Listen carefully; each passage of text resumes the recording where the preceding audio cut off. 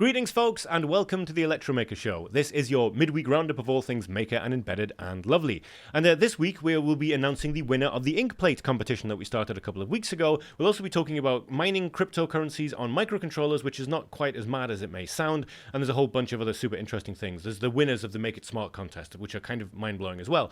So with all that to get through, let's get on with the show.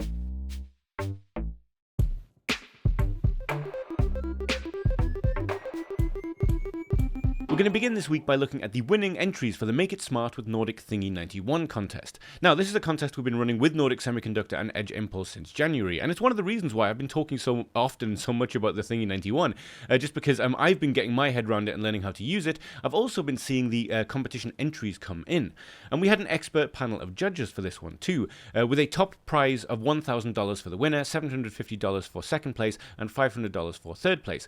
There was also a special machine learning prize provided to us by Edge Impulse of an Oculus Quest 2.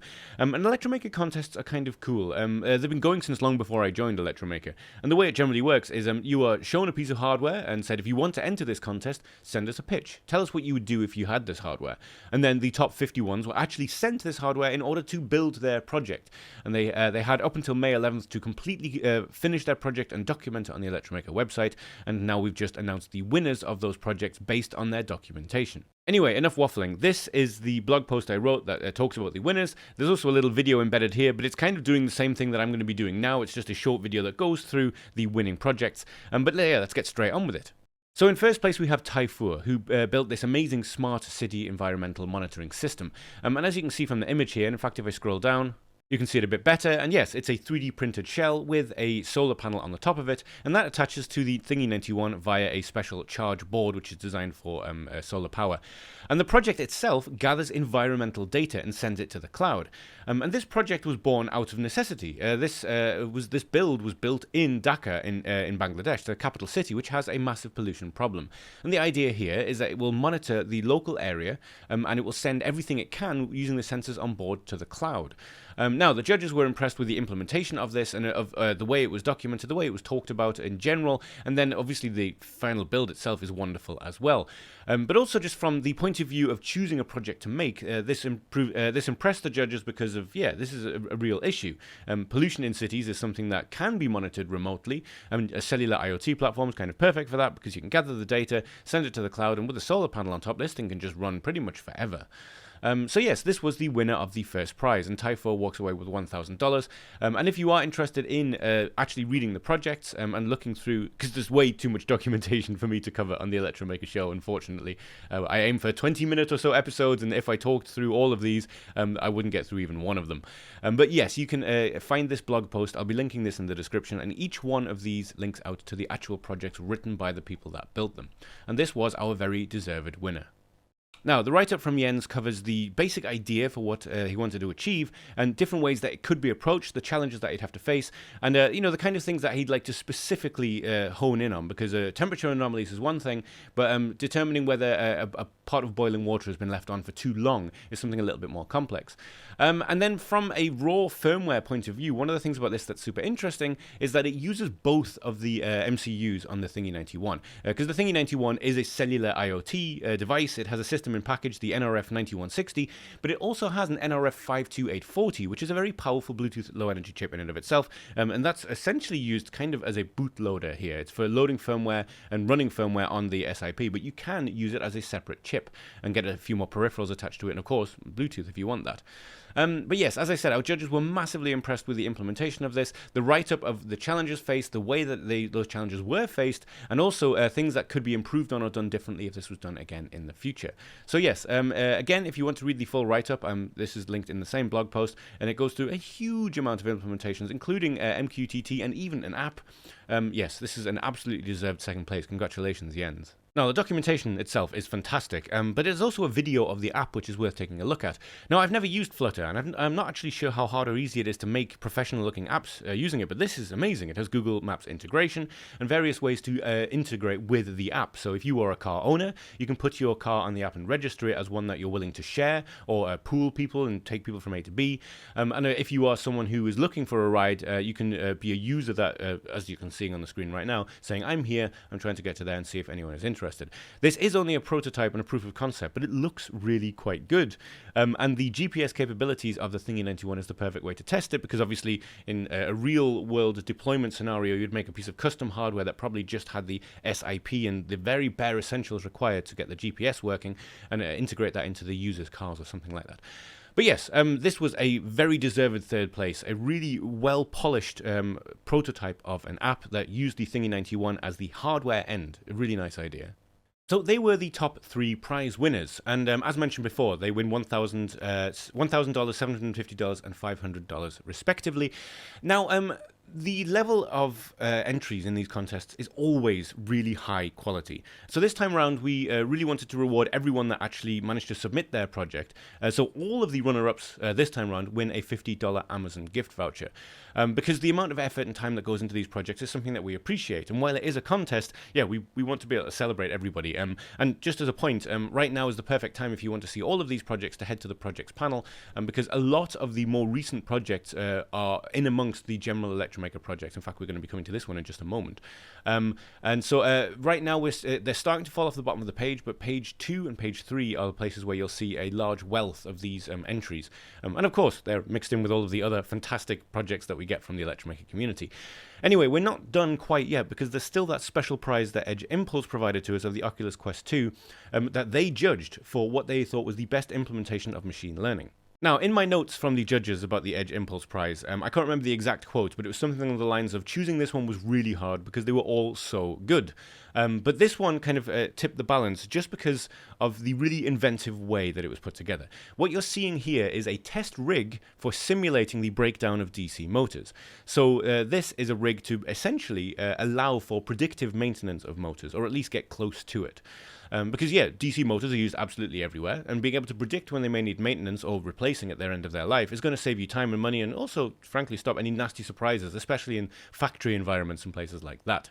And the way this works is really quite inventive, because you can see there's a little servo motor just up here, and that is designed to tap and cause unnecessary weird vibrations, and kind of to simulate when a motor is maybe running off axis or starting to break down. And there's a few other things attached to it as well. And all of this data is fed into the sensors of the Thingy 91 and gathered. That data is then used to train a neural network and model using Edge Impulse, and then that can be used to predict when an actual motor might break down based on its sensor readings.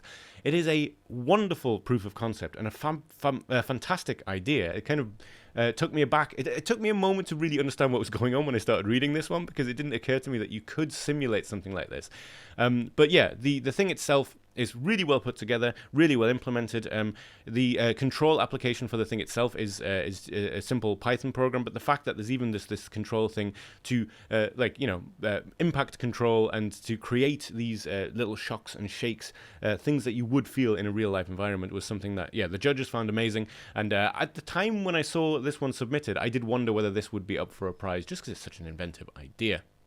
Anyway, I've waffled for longer than I wanted to about this, but I was very excited to be able to share these results. I knew who the winners were just before it was announced, because I was making all of this content for it. This is the first time I've been fully involved with the end of a contest as someone who's creating all of the content to be shared about it based on the judges' choices, and it was a really exciting thing to do. And I hope some of this enthusiasm will rub off on you, because working with the Thingy 91 is a lot easier than a lot of other platforms I've found, but it is also still quite a difficult thing to get your head around. I also, just a big shout out to Martin from Nordic, because he was in the Discord helping pretty much everybody as much as he could. This has been a fantastic contest. Anyway, before we move on, I just want to mention at the bottom of the blog post there is a few links out to other projects that were in this contest. Not all of them, but as I've mentioned, you can find some there, and you can also find some on the Electromaker projects page. And congratulations to everybody involved in this contest. It's been really fun to watch it come together. Really excited about the next contest coming up as well. I can't wait to see what people come up with for that.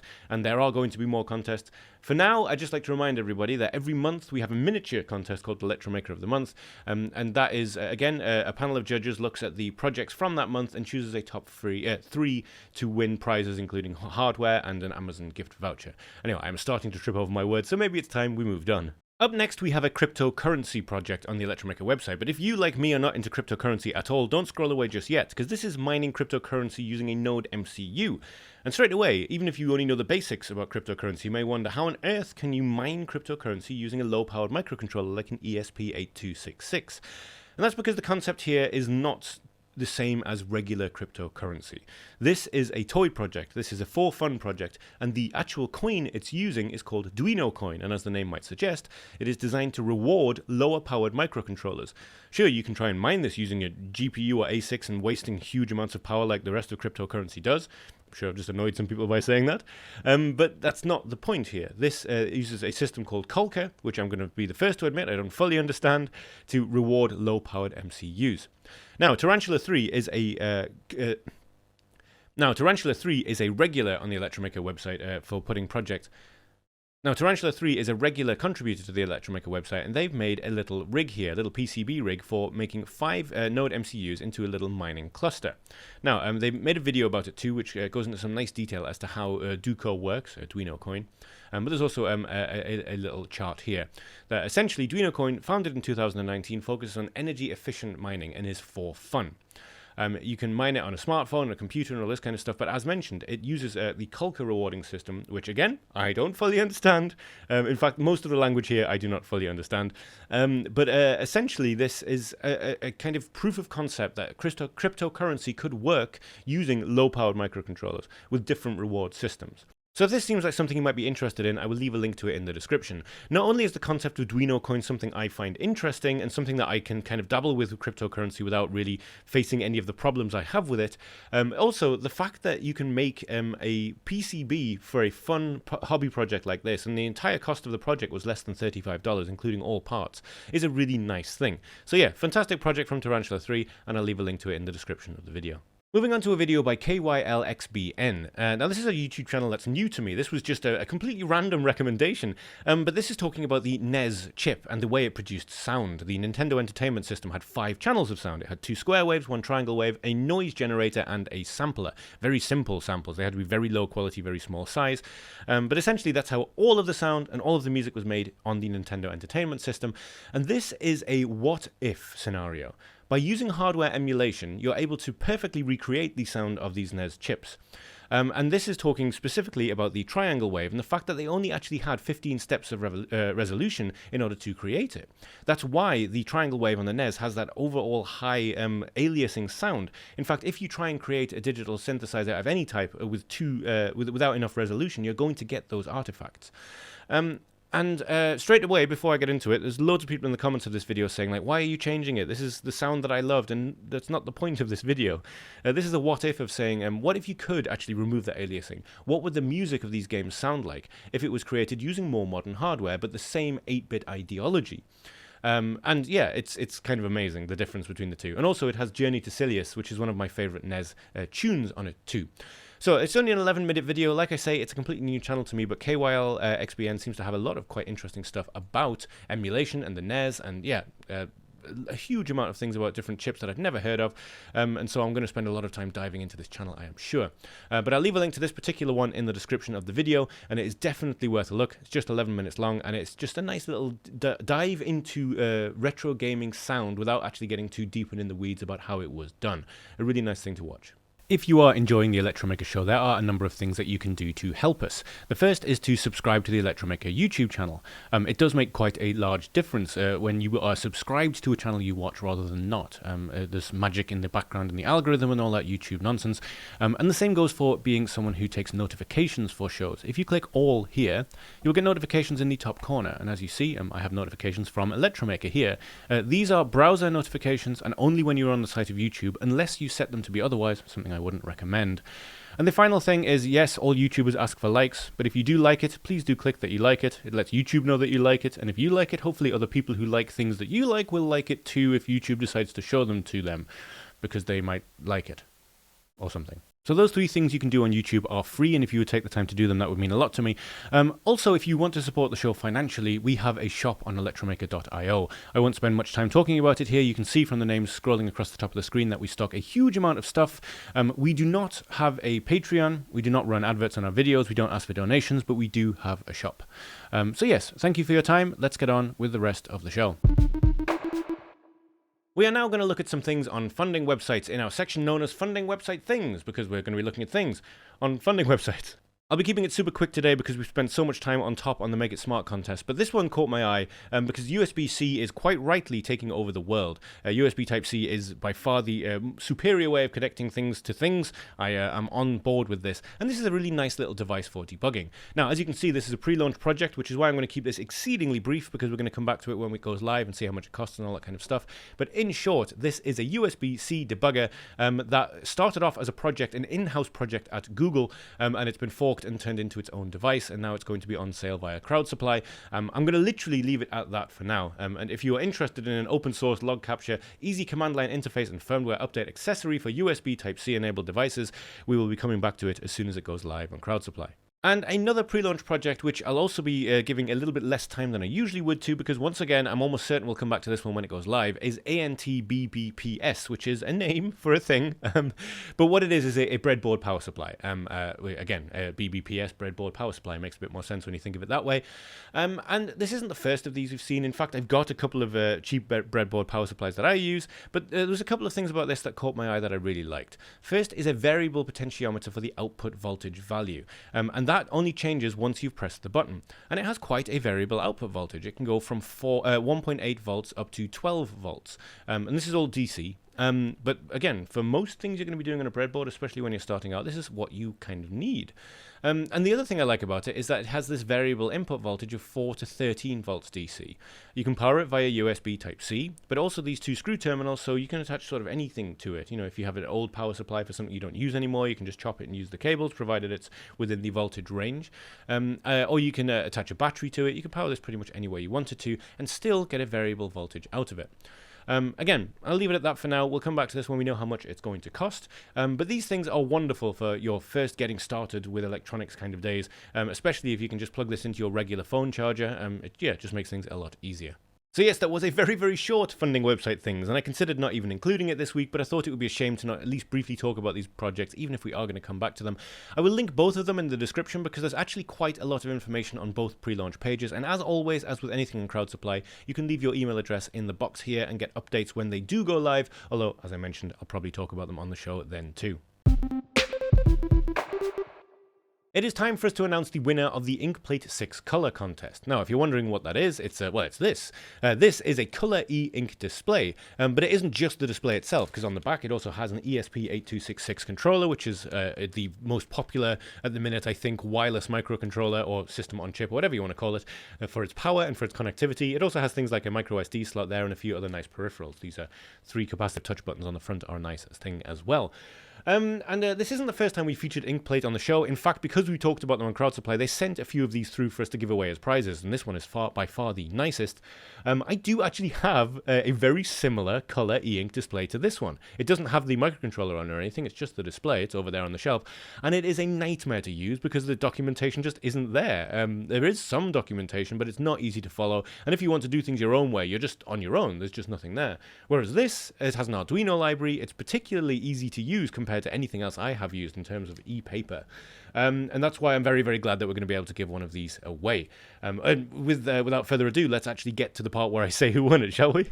So the ideas that you left in the comment section for this particular contest were just phenomenal. There were so many. In fact, I'd love to go through them. I don't have the time, but needless to say, all of the ideas that people put in were wonderful, and this one wasn't particularly easy to choose, but there was one that stood out. And that is this comment from Withnail World, who said, "I would use Inkplate to make a sign for the food bank collection point in our town shopping centre so that they could update their most needed items list remotely according to the latest stock levels."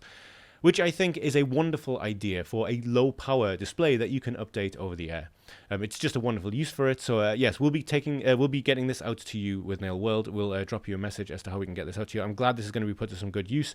If you want any help getting that system going, I'm not pro by any means. I don't know what I'm doing either, but I'd be more than happy to help. It seems like a wonderful idea. We do have a few other ink plates that we will be giving away in the future. I didn't want to just drop them all at once, but I know we have at least 2 other boxes from Inkplate ready for us to give away. They've been very nice about giving these things to us. And of course, as with everything that we receive on the show, none of it gets kept, it all gets given to you. But for this particular contest, congratulations with No World. We'll be getting in touch with you. But let's get on with the rest of the show, shall we? Shall we? We're going to close out this week's show by talking about the Raspberry Pi Compute Module 4, or more specifically, drop-in replacements for the Raspberry Pi Compute Module 4 that other companies are making to account for the fact that you just can't buy them at the minute. The shortage is ongoing. But before we get to that, I just want to quickly talk about a blog post on the Electromaker website. Now, this is a blog from Robin Mitchell, who has also been doing some Electromaker Educates videos on the channel. You may have noticed he's been talking about microcontrollers and also cellular IoT so far. That series will be ongoing. And Robin is a fully qualified engineer. He can talk about things with an authority that I cannot. But what he's talking about is something I'm actually super interested in. This is the NRF5340 audio development kit, which I may have mentioned on the show or not, or I can't remember if that was on social media or not, but I also have one of these and have been playing with it a bit. And it's kind of everything that I want in a development board, at least right now for me, because it takes a powerful development board, which has Bluetooth Low Energy. I mean, that's what the I always forget the name of this one, 5340 is. It's a Bluetooth Low Energy chip. But it takes that and adds a high-quality audio codec system. It has an analog-to-digital converter for input, and it has a DAC for output audio. This is a high-level but still very detailed write-up as to how this thing works. So if you are interested in finding out a little bit more about it, I will leave a link to it in the description of the video. And this is something that I will definitely be giving away at some point in the future. As I said, I very rarely keep any of the things that I'm sent. But yeah, this is kind of the way that I hope a lot of people go, because ultimately these things are designed to be used in a variety of settings. The reason you want high quality input and output is because you can make smart devices with them, be them smart home devices, smart speakers, kiosks, whatever. But from people where, from my perspective, this is also a Bluetooth operated synthesizer, perhaps. I mean, it's got a powerful enough chip on it to run a few oscillators, I should think. And then, yeah, you can just send it Bluetooth signals to change it and have a little app and a synthesizer that you can control, an XY pad on my phone. I'm running away with ideas already. Excitement? Yes. But if you would like to read this article, I will leave a link to it in the description. And there will be many more things like this coming. Robin is already, as far as I know, working on another Electromaker Educates video and will be doing more write-ups in the future. And I'm very, very glad to have someone with a little bit more actual engineering nous on board to do this stuff. And finally this week we are returning to the always wonderful CNX software to talk about drop-in replacements for the Raspberry Pi Compute Module 4. And this is talking about the fact that Banana Pi are going to be bringing out their own Compute Module 4 drop-in using the Amlogic A311D CPU. And as the article goes on to say, there's a number of benefits with using this CPU. It can do some things that the Raspberry Pi Compute Module 4 cannot. But it, along with a couple of others that we'll talk about in a moment, also come with a few drawbacks if you are using the full range of things that the Compute Module 4 does. For example, I don't think any of them now offer dual HDMI, which I know the Compute Module 4 does, but I guess you'd have to be in a very specific use case where you want to have dual HDMI outputs from a Compute Module 4 rather than just a regular Raspberry Pi 4 or something like that. Rather than go into great detail about all one of these boards, I'm going to give a quick overview of all of them, because as mentioned, this uses a slightly different CPU, CNX seem to always be really on it with finding the specifications for things. When I first saw that this thing was a thing, I didn't actually find these specs until it showed up on CNX. So yes, as mentioned, this is a drop-in for the CM4, but there is a few things it doesn't have. It only has a single channel of HDMI, single channel CSI and DSI for camera and display, for MIPI. This being Banana Pi, you're probably going to find that this will retail pretty cheaply. But this being Banana Pi, you'll probably also find that the documentation and the software implementation might not be finished or there at all. But that's not necessarily to knock Banana Pi. They do make fantastic stuff. It's just historically they have, not been excellent with that. However, there are other alternatives as well. Pine64 has put out the SO Quartz, and again, this is a drop-in replacement for the CM4. And there's a few things it has that the CM4 doesn't. Notably, an onboard system for AI. It can do inference on board because the Rockchip 35. Now again, I always get these numbers wrong. 3566 system or module has an AI accelerator on it. Has an NPU. And as before, it is a drop-in replacement for the CM4, but it does have a couple of limitations. Once again, it has that single output of HDMI, but this one does have two separate dual and quad lane MIPI CSI and DSI lanes, two for cameras. This one, if I remember correctly, here we go, yes, you can order the modules directly on the Pi store with 2 gigs for $34.99, 4 gigs for $49.99, and you have to spend $74.99 to get an 8 gigabytes of RAM version. But still, for something that you cannot get elsewhere from Raspberry Pi itself, that's really, really good, even if you have got a couple of limitations.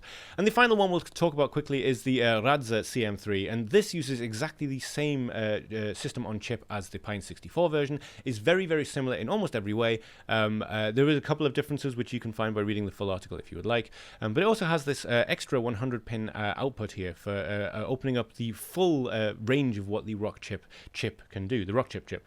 The RK3566 is something that I find really fascinating. A lot of amazing things are turning up with it, and I think it's high time I got myself a single board computer with one just to see what it can do. Again, that's going to go on the long list of things I hope I get to when I have time, but yeah, something I find super interesting. And by the way, not only are you able to get these drop-in replacements for the Raspberry Pi Compute Module 4, all of these companies are planning to give their own baseboards out as well, which interestingly will work the opposite direction too. If you do have their baseboard and you end up getting a Raspberry Pi CM4, that will also be compatible with that baseboard, although it won't have as many peripheral outputs as the Raspberry Pi 4 baseboards do. For example, things like dual HDMI. I hope I haven't just repeated myself too horribly. But I will leave a link to this first article in the description of the video, simply because they've linked to both of the articles about the other two in their first paragraph. And yeah, this is yet again another fantastic write-up of a thing on CNX software that I could not find that much information about when it first turned up. I will leave a link to it in the description. Just before we close out the show, apologies if this show seemed a little bit pulled left and right in places, as well as having the timing stretched at the front of the show because of the Make It Smart contest. I am having horrific hay fever right now, so I am so full of antihistamines and having to stop and start the video to sneeze and stuff. So yeah, if this one seemed a bit disjointed, I apologize. Thank you so much for sticking with me. That was our show for this week. Thank you so much for joining me, and thank you for all the support that you are showing us. As always, if there's anything you'd like to see more of in the show or you have any feedback, do let me know. We do have the Discord server specifically for that purpose, or if you prefer email, it's just ian@electromaker.io. And of course, there's the comment section below as well. But for now, I hope you have a fun, safe, and creative week, and I'll speak to you next time.